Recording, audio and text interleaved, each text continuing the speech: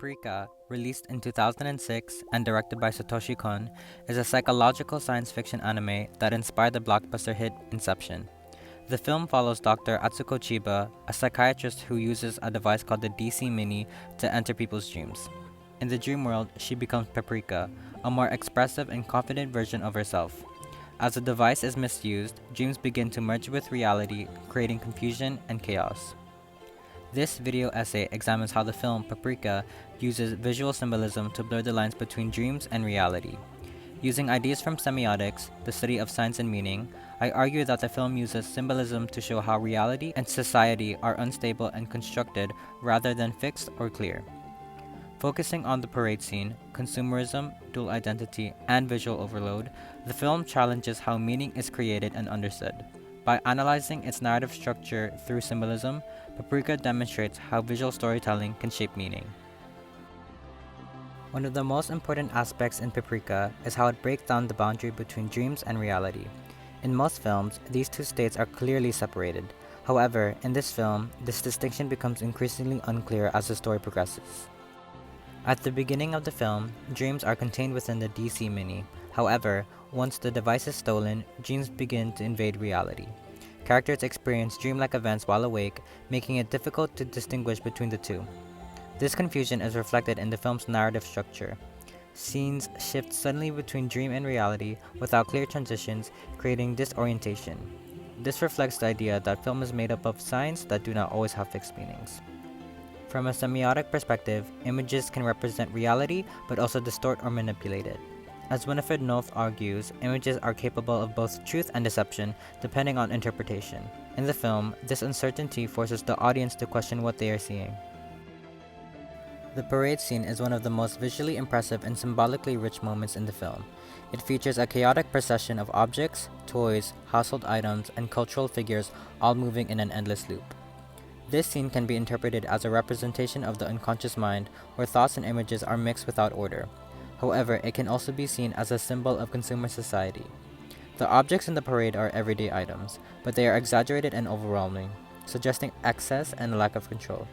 The objects also take the front of the parade, perhaps symbolizing how consumerism is leading the way. The DC Mini itself is a symbol of technological advancement. While it is designed to help people, it also becomes a tool for control and manipulation. This reflects concerns about how technology can influence society in negative ways.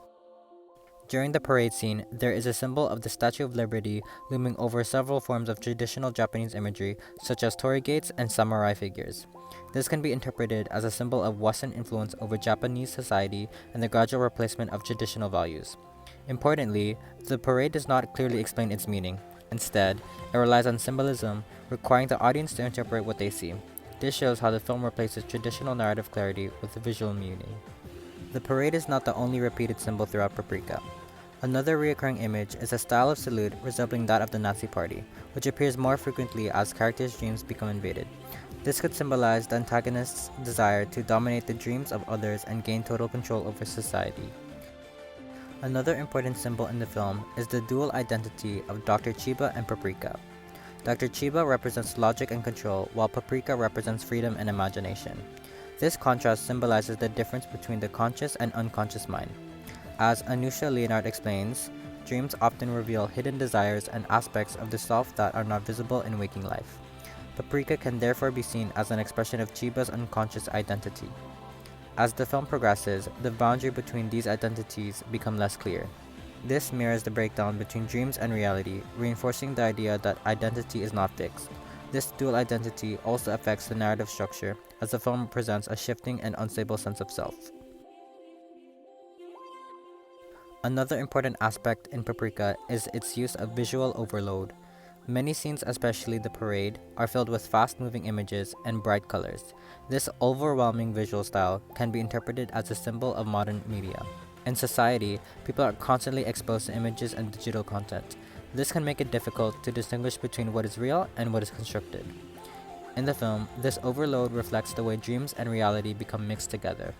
The viewer is bombarded with images, making it harder to interpret meaning clearly.